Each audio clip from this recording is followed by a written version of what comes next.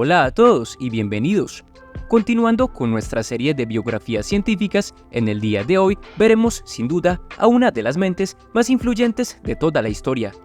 Conocido universalmente por sus estudios sobre biología y su teoría de la evolución, Darwin fue mucho más de lo que se suele pensar. Geólogo, explorador, escritor de viajes, etólogo, naturalista, filósofo y escritor son otras de las cualidades que Darwin tenía y en las que, sobre todo en la filosofía, tendría mucho impacto en la sociedad. Fue una de las 5 personas que recibieron un funeral de Estado en Inglaterra en el siglo XIX, a excepción de miembros de la realeza. Esto muestra la enorme influencia que tuvo, no solo después de su muerte, sino también en vida. Ávido coleccionista, fue una persona a la que le costó mucho tiempo encontrar su verdadera pasión en la vida. Desde su nacimiento hasta su muerte, estuvo siempre rodeado de la élite intelectual del Reino Unido, impulsando a científicos de la talla de Alfred Russel Wallace. En el día de hoy veremos los aspectos más íntimos de su personalidad. Darwin nació el 12 de febrero de 1809, fue el quinto de 6 hermanos en una familia rica. Su padre, Robert Darwin, era un médico respetado y su madre, Susanna Wedgwood, provenía de una familia adinerada de fabricantes de cerámica.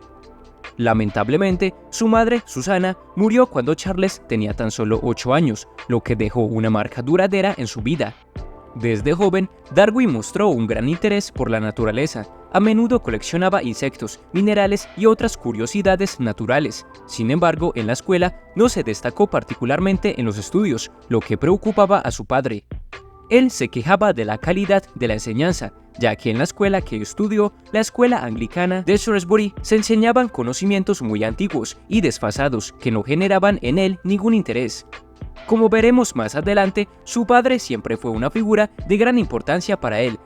Debido a su bajo rendimiento académico, el padre de Darwin decide llevárselo consigo a los 16 años para que trabajara como su ayudante. Ese mismo año, Darwin ingresó a la Universidad de Edimburgo para estudiar medicina, siguiendo los deseos de su padre. Sin embargo, las prácticas médicas le resultaban insoportables, especialmente las cirugías, que en aquella época se realizaban sin anestesia. Comentaría años más tarde en su autobiografía que lamentaba haber estudiado mucho antes de los benditos días del cloroformo, que se inventó en 1831. Mientras estaba en Edimburgo, Darwin desarrolló un profundo interés por la historia natural y las ciencias naturales. Se unió a la Sociedad Pliniana, un grupo de estudiantes interesados en la historia natural, y comenzó a recolectar especímenes y a estudiar biología marina. Este creciente interés lo alejaba cada vez más de la medicina. Darwin no era un buen estudiante y le gustaban los excesos. Abandonó la medicina y se trasladó a Cambridge para estudiar teología en 1828 por petición de su padre. Su padre, Robert Darwin, se preocupó por el futuro de Charles y decidió que la carrera eclesiástica sería una alternativa respetable y adecuada para él. Estudiar teología era una opción lógica, porque en ese tiempo muchas personas interesadas en la historia natural y la ciencia podían hacerlo a través de una carrera eclesiástica, que les proporcionaba tiempo y recursos para sus investigaciones. Durante este tiempo, la relación de Darwin y su padre pasaba por sus peores momentos. Después de abandonar la carrera de medicina, Charles pasó un tiempo sin un objetivo claro, dedicándose a actividades que no parecían tener un futuro profesional definido. Su padre estaba preocupado por su aparente falta de dirección y propósito. Durante este tiempo, Robert Darwin le dijo a su hijo: «Te importan solo la caza, los perros y atraparratas, y serás una desgracia para ti y toda tu familia». Estudiando teología en Cambridge, Darwin conoció a John Stevens Henslow, un profesor de botánica que se convirtió en su mentor. Henslow influyó profundamente en Darwin, alimentando su interés por las ciencias naturales y animándole a leer las obras de naturalistas destacados.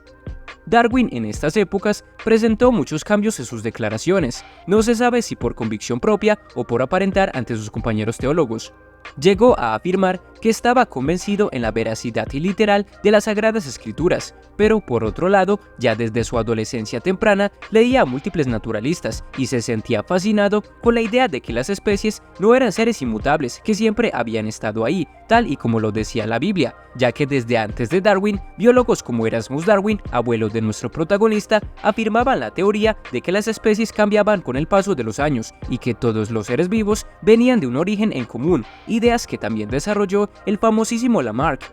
Darwin, mucho antes de empezar a estudiar teología, ya había leído escritos de su abuelo y de Lamarck y se sentía atraído por estas ideas. Incluso la sede del Vaticano llegó a prohibir varios escritos de su abuelo, ya que contradecía a las Sagradas Escrituras. Durante su tiempo estudiando teología, crecía su hedonismo, frecuentando bares, asistiendo a fiestas y consumiendo licor. Pero al mismo tiempo, su interés por la naturaleza y sobre todo la biología seguían creciendo. Ya con 22 años y graduado como teólogo, decide finalmente que su destino es el estudio de la naturaleza. Darwin nunca fue muy entusiasta con sus estudios o el trabajo profesional, ya que contaba con el patrocinio de su familia y su futura herencia. Siempre se dedicó a hacer lo que le gustaba, y ya llegado el año 1831, se presentó la oportunidad de su vida.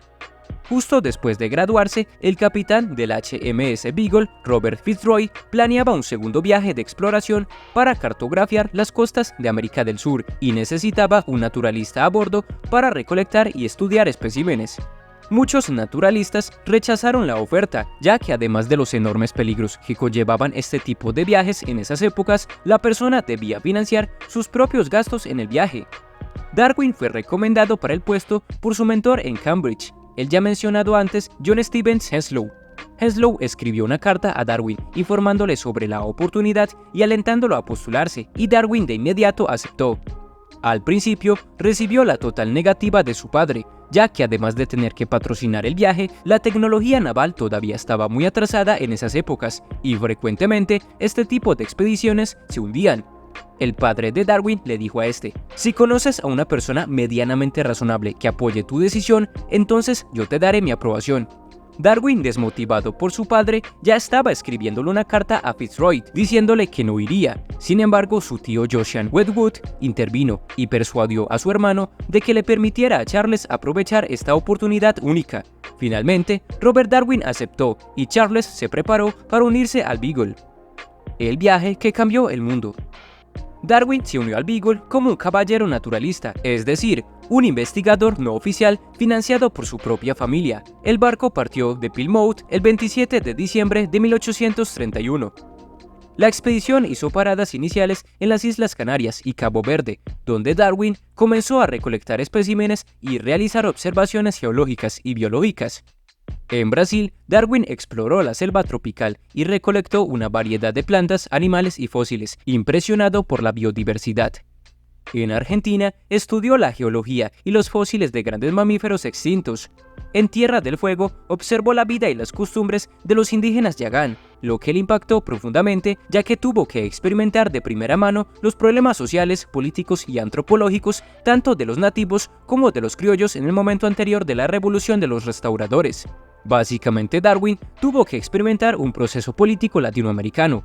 Curioso. Cabalgó con gauchos en la Patagonia y se dedicó a observar la geología y a extraer más fósiles. En Chile, Darwin experimentó un terremoto y estudió sus efectos, además de explorar los Andes. En su famoso paso por las Islas Galápagos, Darwin observó variaciones en las especies de pinzones y tortugas de isla en isla, lo que más tarde contribuiría a su teoría de la selección natural. La expedición continuó hacia Tahití, Nueva Zelanda y Australia, donde Darwin estudió la flora, fauna y geología locales. Finalmente, el Beagle navegó a través del Atlántico Sur, haciendo paradas en Sudáfrica antes de regresar a Inglaterra el 2 de octubre de 1836. Su viaje, que inicialmente se esperaba que fuera de 2 años, terminó siendo de 5, y se cree que en Argentina y Chile contrajo algunas enfermedades que con el pasar de las siguientes décadas fueron diezmando su salud y que sus médicos nunca pudieron tratar de forma adecuada. Darwin recolectó una vasta cantidad de datos y especímenes de flora, fauna y geología que envió de vuelta a Inglaterra durante el viaje. Estas colecciones se convirtieron en la base de su investigación futura. A medida que estaba en la expedición, mandaba cartas a Inglaterra. Su gran amigo y profesor John Stevens Henslow iba compartiendo sus descubrimientos con sus colegas científicos. Por esta razón, a su llegada nuevamente a Inglaterra, Darwin ya era muy popular entre los círculos intelectuales. El padre de Darwin organizó las inversiones que permitieron a su hijo ser un caballero científico sustentado por sus propios ingresos y le animó a hacer una gira por las instituciones de Londres para asistir a recepciones en su honor y buscar de ese modo expertos para describir las colecciones. Los zoólogos tenían ante sí un enorme trabajo acumulado y había peligro de que los especímenes quedaran abandonados en almacenes. Charles Lyell, entusiasmado, se encontró con Darwin por primera vez el 29 de octubre y pronto le presentó al prometedor anatomista Richard Owen, quien disponía de las instalaciones del Real Colegio de Cirujanos de Inglaterra para poder trabajar en los huesos fosilizados recolectados por Darwin. Entre los sorprendentes ejemplares que clasificó Owen se encontraban los de perezosos gigantes extintos, un esqueleto casi completo del desconocido Celidotherium, un roedor que recordaba a un capibara gigante, y fragmentos del caparazón de un gliptodón, un armadillo gigante, tal y como inicialmente supuso Darwin. Estas criaturas extintas estaban estrechamente relacionadas con especies vivas de Sudamérica. El trabajo de Darwin fue enorme, no solo en estas épocas, sino a lo largo de toda su vida. Con nuevas convicciones y habiendo encontrado su lugar en el mundo, Darwin continúa escribiendo y desarrollando aportes a la biología y también a la geología, aunque sus aportes en esta área no son tan reconocidos. Darwin especulaba en su cuaderno rojo sobre las posibilidades de que una especie se transforme en otra para explicar la distribución geográfica de las especies de los seres vivos como los ñandúes y de las extintas como la Macrauchenia, una especie de guanaco gigante. Su cuaderno rojo sería solo uno de los múltiples manuscritos que hizo antes de desarrollar su magna obra, El origen de las especies, que tardó 10 años en escribir. Desarrolló sus ideas sobre la longevidad y la reproducción asexual y la reproducción sexual en su cuaderno B, hablando de la variación en la descendencia para adaptarse y alterar la raza en un mundo que está en constante cambio, como la explicación de lo observado en las tortugas de las Galápagos, pinzones y ñandúes. Es absurdo hablar de que un animal es más evolucionado que otro, descartando de este modo la teoría de Lamarck, en la cual líneas evolutivas independientes progresaban hacia formas más evolucionadas. Darwin ya pensaba desde esas épocas que no había nada que diferenciara a los seres humanos de los otros seres vivos, que no había ninguna raza humana superior a la otra, sino que más bien el atraso de unos grupos humanos con respecto a otros se debía principalmente a factores culturales, pero esto no quiere decir que Darwin no sintiera desprecio por razas menos civilizadas, como él mismo decía, sino que él ya sabía que estas diferencias en tecnología y educación no eran por motivos biológicos. Biológicamente todos los seres humanos somos lo mismo. Nunca pensó ni afirmó tampoco lo de que el hombre viniera del mono, aunque a estas alturas ya todo el mundo debería saber que esto no es así, aunque a lo largo de su vida sufrió de muchas mofas por parte de sus detractores, quienes incluso hacían montajes de su cuerpo con la cara de un mono para ridiculizarlo. Darwin publicó la obra Diario del viaje del Beagle, y sus crónicas fueron un éxito total y absoluto. Darwin no solo era alabado por la comunidad científica, sino por la gente en general. Durante más de una década se dedicó a realizar pruebas de cruce de animales y numerosos experimentos con plantas, mediante los cuales encontró indicios de que las especies no eran realidades inmutables que le permitieron profundizar en las implicaciones de su teoría. En 1839, Darwin se casó con su prima, Emma Wedgwood. Emma provenía de una familia de industriales ricos y tuvieron 10 hijos, pero no todos llegaron a la edad adulta. A lo largo de su vida, Darwin sufrió de diversos problemas de salud. Se ha especulado mucho sobre la naturaleza de su enfermedad, con teorías que van desde la enfermedad de Chagas hasta trastornos psicomáticos. A pesar de su mala salud, Darwin continuó trabajando y escribiendo hasta sus últimos días. La relación de Darwin con su familia fue muy cercana. Su esposa Emma, profundamente religiosa, temía por la salvación del alma de su esposo debido a sus ideas evolucionistas. Sin embargo, su matrimonio fue feliz y lleno de respeto mutuo, y muchos de sus descendientes como hijos, nietos y bisnietos fueron también destacados científicos. En 1842, la familia Darwin se mudó a Down House en el pequeño pueblo de Doune, en Kent. Esta residencia se convirtió en el hogar permanente de la familia. Down House proporcionó un ambiente tranquilo y rural donde Darwin podía trabajar en sus estudios y también disfrutar de la vida familiar. La familia Darwin sufrió la pérdida de su hija Anne en 1851, lo que afectó profundamente a Charles y Emma y complicó aún más la salud de Darwin. Durante gran parte de su vida adulta, Darwin sufrió de diversos problemas de salud, incluyendo dolores de estómago crónicos, vómitos y episodios de fatiga extrema. Y como dijimos antes, la causa exacta de estas enfermedades sigue siendo debatida por los historiadores y médicos. Tras recibir en 1858 una carta de Alfred Russel Wallace que describía una teoría similar a la evolución, Darwin decidió acelerar la publicación de su propia obra y en 1859 publicó El origen de las especies, que detallaba su teoría de la evolución por selección natural. Este libro cambió totalmente al mundo. La publicación del origen de las especies fue recibida con una mezcla de entusiasmo y controversia. Hubo también resistencia significativa por parte de sectores religiosos y algunos científicos. Literalmente, todo el mundo alrededor se peleaba debido a las ideas de Darwin. Sus ideas presentaban cambios demasiado drásticos en la cosmovisión del mundo, dejando al hombre como un simple animal más y no como una creación divina hecha a imagen y semejanza de Dios. Planteaba que la existencia de la Tierra debía ser muchísimo más antigua de lo que indicaba la Biblia, que eran alrededor de unos 6.000 años. Para que los procesos de evolución se dieran, la Tierra debería tener mucha más edad. Sus aportes causaron gran interés por la arqueología y posteriormente cientos de miles de descubrimientos arqueológicos lo único que hacían era respaldar más y más sus teorías como verdaderas. Mientras todos estos cambios se daban en el mundo, debido a su salud, Darwin rara vez viajaba a Londres o participaba en eventos sociales, prefiriendo la tranquilidad de su hogar en Dome House. Mantenía contacto con el mundo científico a través de correspondencia y visitas ocasionales de amigos y colegas.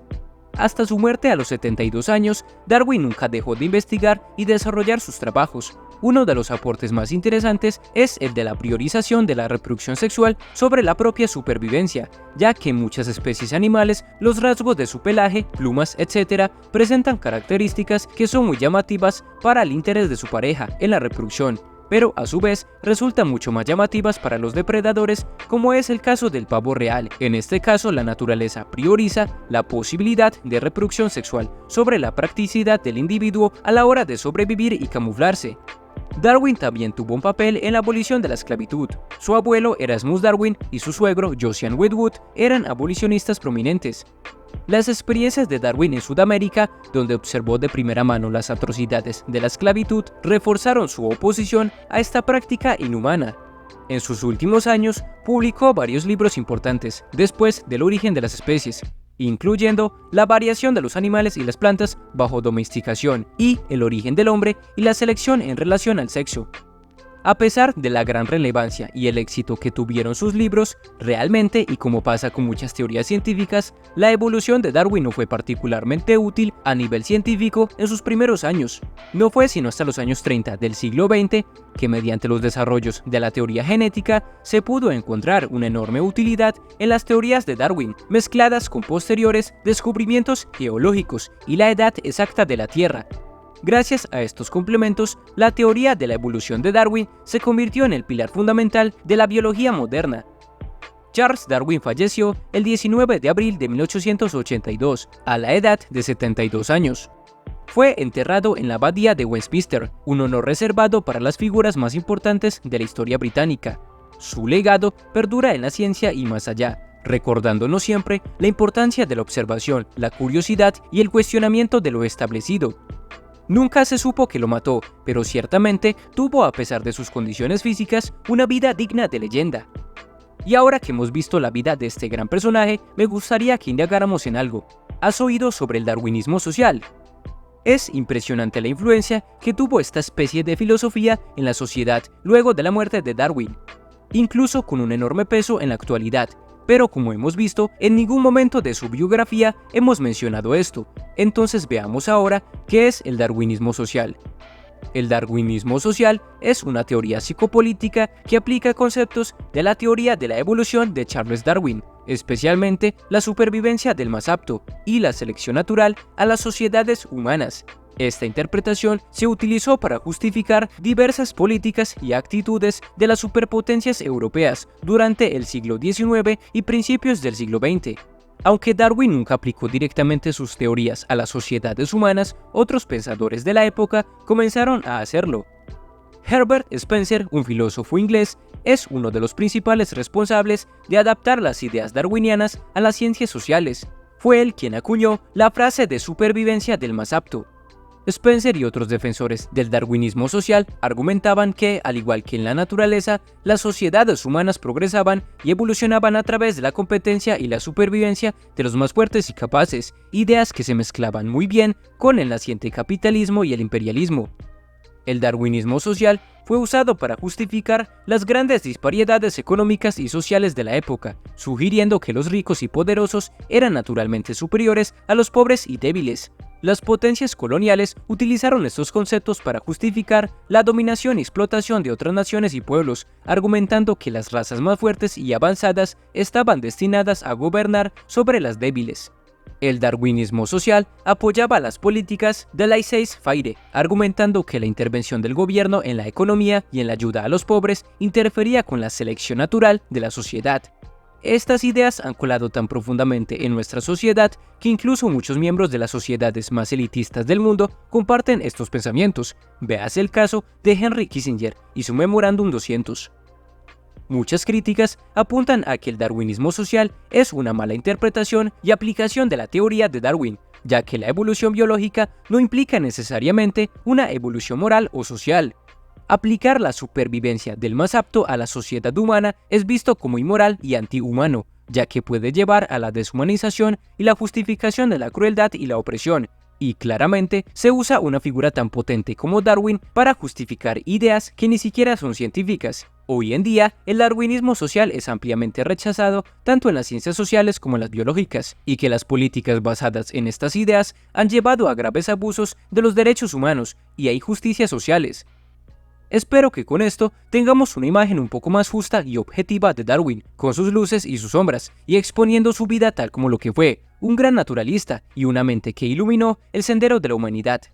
Si te gustó este video, no olvides dejar tu like, suscríbete y activa la campanita de notificaciones para que no te pierdas de futuros videos. Si deseas apoyar este proyecto de una forma más directa, puedes dejar una pequeña donación en Patreon, PayPal, los supergracias de YouTube o si eres de Colombia, incluso por Nequi. Muchas gracias por estar aquí, nos veremos en la próxima.